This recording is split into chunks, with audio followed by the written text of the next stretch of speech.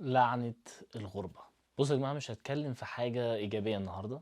للأسف الفيديو ده يعتبر من الفيديوهات التانية أو التالتة بالكتير قوي على القناة، كلها هتبقى سلبية. ما تنتظرش إنك تسمع مني حاجة إيجابية النهاردة. اسمعني للآخر، وفي آخر الفيديو هتلاقيني بسألك سؤال أنا شخصيا محتاجه وعايز أعرف رأيك فيه. اكتب لي رأيك في التعليقات وكمل الفيديو لغاية الآخر، لأن هيفرق لما تسمع كلامي كله لغاية الآخر. النهارده انا جاي اتكلم معاكم بصراحه في نقطه حقيقيه، مش قادر اني انكرها، مش قادر اني اخبيها، هي موجوده. ويمكن قوه مني او من اي حد ان هو يعترف بوجودها اكتر من ان هو يخبيها. حاجه محدش بيحب يسمعها، حاجه محدش عايز يعرفها، حاجه حتى لو سمعتها ممكن ودانك تنكرها. انا عارف ان الناس كلها في مصر دلوقتي وفي كل الدول العربيه بتحاول تبعد عن اي حاجه سلبيه، وبتفكر بس في الإيجابيات، علشان خاطر كده ما بيصدقوش لو حد زي حالاتي عايش بره مصر بيقول أي حاجة سلبية. بس أخيرا يعني ناس فيكو كتير جدا شافوا إن فعلا في عيوب لو أنت عشت بره مصر، والكلام ده بس مؤخرا لما حصل شوية قلق. النهارده أنا مش جاي أتكلم في ده، أنا جاي أتكلم في السلبيات بصفة عامة، وفي اللعنة بتاعة الغربة اللي انا شخصيا ممكن اكون دخلت في اكتئاب وطلعت منه، او يمكن اكون لسه فيه مش عارف. بس حاجات نقط كده عايز اشاركها مع الناس اللي لسه ما تعرفش اي حاجة وعايزة تسافر بره وفاكرة ان الحياة ورد وجميلة وجنة. في عيوب كده يمكن هتبان لك ان هي حاجة عبيطة يعني، بس هي مع الوقت بتفرق. اول حاجة انك انت ما بتلاقيش صاحب يفهمك بسهولة. مش مجرد صاحب يبقى صاحبك وموجود وتخرج معاه وتتفسح وتضحك وتهزر، لا، حد بجد يبقى فاهمك وانت في نفس المجال ومستوى تفكيركم زي بعض. في مصر علشان احنا كتير قوي كلنا شبه بعض، وكلنا من ثقافة واحدة، وكلنا بنتكلم نفس اللغة، وكلنا عندنا نفس العادات والتقاليد، يعني بنهزر بنضحك مش منطوئين، مش قاعدين جنب الحيطة. فبتلاقي ناس كتير وبتقابل كل يوم ناس جديدة، سواء في النادي، سواء في الشغل، سواء في المدرسة، سواء في الدراسة، سواء في الجامعة. بتقابل يوميا ناس كتيرة لغاية ما تقابل حد يبقى فعلا يبقى صاحبك. هنا انت ما بتقابلش ناس كتيرة، فبالتالي قليل جدا لما بتعرف تقابل حد يكون مستوى تفكيره في نفس مستوى تفكيرك. وده مش معناه ان انا بقلل من حد انا اعرفه، لا، انا قصدي ان حد يكون في نفس المجال بتاعك، حد في نفس الحاجات اللي انت بتمر بيها، حد فاهم لما تيجي تحكي له مشاكلك بخصوص الشغل او بخصوص دراستك او بخصوص ما يبقاش حد في مجال تاني مش فاهم انت بتحكي في ايه، وبيحاول يسمع لك بس هو للأسف مش فاهمك، فانت مفيش تواصل. المشكلة ديت هتبان لك عبيطة وهبلة جدا، بس صدقني لما تكون انت في صحراء ومفيش غير اتنين خمسة تلاتة هناك وهيعيشوا معاك طول العمر، والاتنين الخمسة دول او الستة دول مش موجود حد فيهم في نفس تفكيرك ونفس الحتة اللي انت فيها، مع الوقت هتبدأ تحس بشوية وحدانية.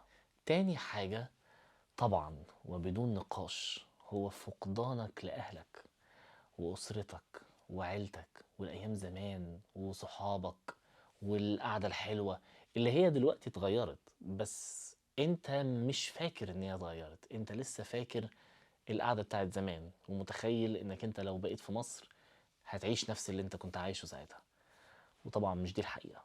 فانت بالتالي بتقعد هنا فترة طويلة، تقعد تبني وتجاهد وتكافح، وفي الآخر لو حبيت ترجع مصر ما بتلاقيش العيشة بتاعت زمان. ده غير طبعا أهلك وأسرتك وصحابك وإخواتك اللي بجد بيوحشوك، ومش بيوحشوك إنك تشوفهم، لا، بيوحشك إنك تعيش وتعيش فترات حياتهم.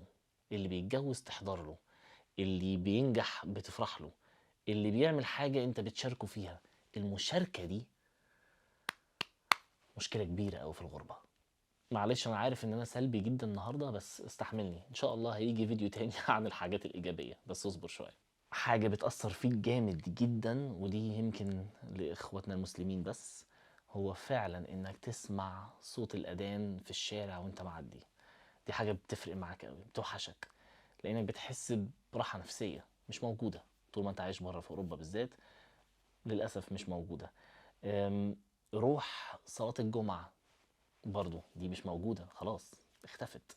ودي في الاول مش هتشكل لك مشكله كبيره او مش هتحس بيها، بس مع الوقت ومع السنين هتبدا تحس انك انت ناقصك حاجه، وبجد بتحس الاحساس ده.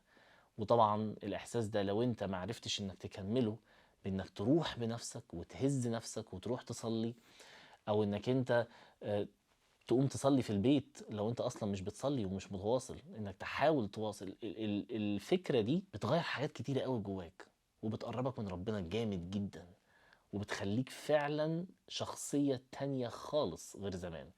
ودي حاجة حلوة، وبصراحة أنا بحبها وحبيتها لما جيت أوروبا، لأنها ما كانتش موجودة وأنا في دبي.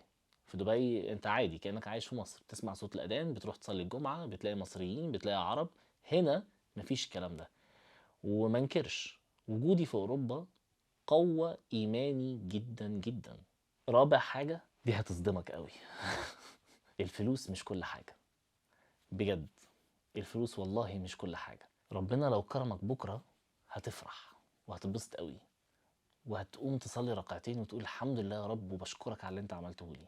بس مع الوقت وربنا هيكرمك، وان شاء الله يكرم كل واحد فيكم بيشوف الفيديو ده وبيجتهد بجد، هتكتشف ان الفلوس مش كل حاجة، ومش بتعرف تشتري كل حاجة. ولو بتعرف كان زماني انا ما عملتش الفيديو ده، علشان انا شخصيا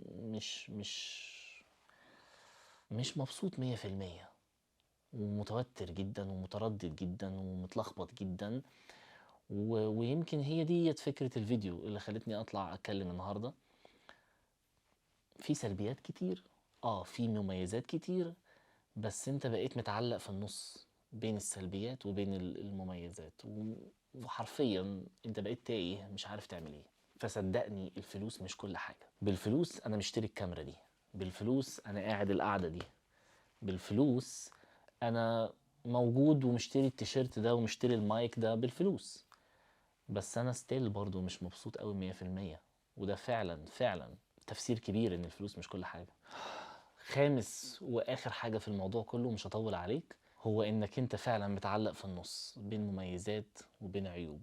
بعد ما جيت وبعد ما سافرت وبعد ما نجحت وبعد ما درست وبعد ما خلصت وبعد ما اشتغلت وبعد ما وصلت للي انت قرب من اللي انت كنت بتحلم بيه، اصبح عندك مشكلة، مش عارف تعمل ايه. مش لاقي حد تشارك معاه النجاح، مش لاقي حد تجري تخبط عليه الباب وتتصل بيه وتقول له انزل انا النهارده اترقيت.